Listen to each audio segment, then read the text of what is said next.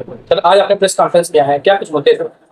देखिए, आज press conference में जो सबसे बड़ा मुद्दा हमारा था और सिर्फ एक ही मुद्दा था, वो ये था कि जो सीमावर्ती मदरसों पर सरकार की तरफ से जो कार्रवाई की जा रही है, बंद किए जा रहे हैं, सील किए जा रहे हैं, गिराए जा रहे हैं, इसी को लेकर के अपना वक्तव्य मुझे देना था और सरकार से मांग करनी थी। इसी सब्जेक्ट को लेकर के क्या कुछ कहना चाहते हैं? कहना यही चाहते हैं कि मदरसों को लेकर के सरकार के जहन में ना जाने कौन सी बात चलती है। क्या वो उसको लगता है कि मदरसे को लेकर के कि क्या है मदरसा। मदरसा कोई, आप अगर मदरसे के बारे में जानना चाहें तो मदरसा एक शिक्षण संस्था है। यहाँ पर दीन की पढ़ाई की जाती है। यहाँ यतीम बच्चे रह करके खाना खा करके और वहां रह करके दीन की पढ़ाई करते हैं। यहीं से हमारे उलमा पैदा होते हैं, हमारे कारी पैदा होते हैं, हमारे मौलवी पैदा होते हैं। और इसको जो है सरकार ये समझती है कि न जाने सरकार इस पर क्यों इतना ज्यादा रिजिड है, और जबकि सरकार मांगती है कि आप मान्यता दे दीजिए, मान्यता नहीं है आपके पास इसलिए बंद कर दीजिए। सरकार ने खुद मान्यता देना बंद कर दिया है और हमको अपने मजहब की पढ़ाई करने के लिए, अपने दीन की पढ़ाई करने के लिए मान्यता की आवश्यकता हो रही है। ये कहां पर है कि अगर हम कलाम पाक पढ़ना चाहें, किसी को कलाम पाक पढ़ाना चाहें तो हमको मान्यता चाहिए। खैर, अगर आपने एक रूल बनाया है तो मान्यता के लिए अगर कोई आपके पास गया है तो आप उसको मान्यता दे भी नहीं रहे हैं। पिछले 2014 से लेकर के आज तक सरकार ने किसी को भी मान्यता मेरी जानकारी में अभी तक नहीं दिया है। सारे लोगों ने अपने जिन पर आरोप है कि इनकी मान्यता नहीं है, उनके मदरसों को सील किया गया है, ऐसे सारे लोगों ने मुझसे बताया कि हम लोगों ने उनकी सारी फॉर्मेलिटीज को फुलफिल करके और अल्पसंख्यक विभाग में मदरसा बोर्ड में जमा कर रखा है, लेकिन आज तक वो फाइलें धूल खा गई हैं, लेकिन कहीं कोई पूछने वाला नहीं है। और आज जांच हो रही है तो सील किया जा रहा है। एक नहीं, सैकड़ों मदरसे। मैं आपको बताऊं, कुर्तियावा एक जगह है, यहां पर कुर्तियावा में 1940 का मदरसा है वो, यानी कि 85 साल पुराना मदरसा है और वो बंद कर दिया गया है। यही मुजहना है, वो भी कम से कम 80 साल पुराना मदरसा है, वो भी सील कर दिया गया। यही बगहा में 1977 का मदरसा है, वो भी सील कर दिया गया। बनरहमा में मदरसा गिरा दिया गया। पिड़ारी निपनिया में मदरसा गिरा दिया गया। परसा मलिक में नोटिस दे दी गई, बंद करा दिया गया, उसको गड्ढे की जमीन बताई जा रही है। सर आपको इंटरव्यू करके का मदरसा गिरा दिया गया। एक बात बताइए हमको, आप जो है कांग्रेस पार्टी के जिला स्तर के नेता रहे हैं, पूर्व जिला पंचायत सदस्य रहे हैं और अल्पसंख्यक मुस्लिम समाज के एक उभरते हुए नेता के रूप में सामने आ रहा हूँ। एक बात बताइए कि सरकार का कहना है कि अवैध मदरसों गिराया जा रहा है, जो अतिक्रमण करके जो है मदरसों को बना लिया गया था उनको गिरा लिया गया था। आपके धर्म में है कि जो अवैध चीजों पे या जो है जो झगड़ालू चीजों पे जो चीजें बनती हैं उस पर किसी कोई नमाज हो गया, फिर कोई भी दिन की चीजें हो गई जो कबूल नहीं होती है, तो क्या अवैध मदरसों? देखिए, पहली बात तो आप ये जान लीजिए कि ये जो मदरसों की बात चल रही है, मदरसा हमारा धार्मिक स्थल नहीं है। इस बात को आप जान लीजिए कि धार्मिक स्थल नहीं है। धार्मिक स्थल मस्जिद है। दीन की पढ़ाई तो होना अलग चीज है, दीन की पढ़ाई हमारे घर में भी हो सकती है। अब रहा सवाल कि वो अवैध है। सर इसके भी आते हैं, हमने कहा धार्मिक चीजें नहीं है, दिन की पढ़ाई होना और दिन पे को भी करना उसको अलग चीज होगा।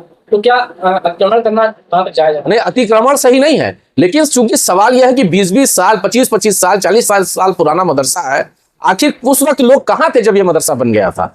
और ये एक आध मदरसे में आपको मिलेगा जो सरकारी जमीन, जैसे कहीं खलियान, कहीं खाद गड्ढा, ये सब सुनाई दे रहा है। बाकी जगहों पर कुछ ऐसी जगह है जहां लोगों ने मदरसे को जमीनें दे दी और मदरसा बन गया। चूंकि नाम नहीं किया, जमीन जो है वो किसी के नाम से है, मदरसा बन गया है, उसने मदरसे को दे दिया अपना कि भाई हम वक्फ कर रहे हैं, लेकिन उसके रजिस्ट्री नहीं कर पाए। इस तरह की चीज, इस तरह का एक आपका ज्वलंत मुद्दा जो है डाली का है। डाली में जो है वो मदरसा जिसका है उसने आकर सामने कहा कि मैंने जमीन दी है, लेकिन सरकार माननीय उसका कहना है कि आपने जमीन देने का कोई लेना मतलब नहीं है, जमीन मदरसे के नाम होनी चाहिए थी।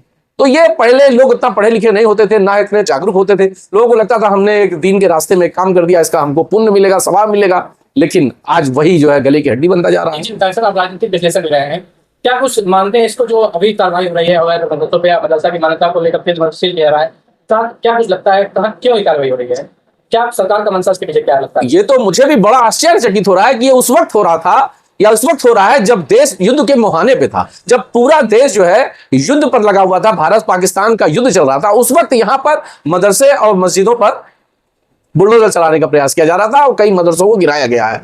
सरकार की क्या मंशा है ये बात समझ में नहीं आती। 2 साल पहले सरकार ने इसका सर्वे कराया था, उस सर्वे का ये रिजल्ट मिलेगा ये हमने सपने में भी नहीं सोचा था। हम लोग जब सर्वे हो रहा था तो सोच रहे थे कि सरकार लग रहा है कि कुछ मदरसे वालों के लिए कोई योजना लेकर के आ रही है। मैं इसको पूरी तरह से राजनीतिक ध्रुवीकरण के रूप में देखता हूं। ये सरकार को ये लगता है कि एक पक्ष के साथ अन्याय करने से दूसरा पक्ष खुश हो जाएगा, जबकि ये भारत है। भारत कई देशों, कई धर्मों से मिला हुआ देश है। यहाँ आपस में गंगा जमुनी तहजीब है।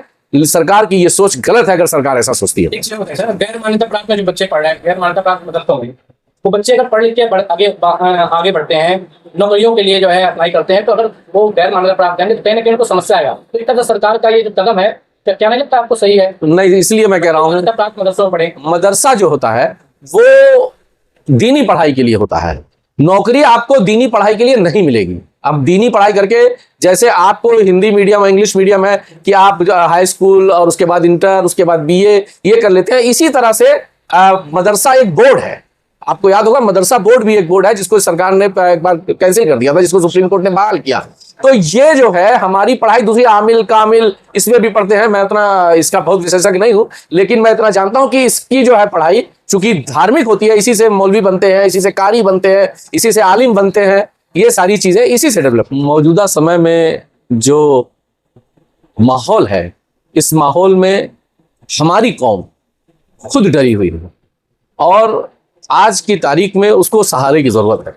मगर जो लोग मुसलमानों की राजनीति करते हैं, मुसलमानों का वोट लेते हैं हैवी परसेंटेज में, 80-80%, 90-90%, वो लोग आज खामोश हैं।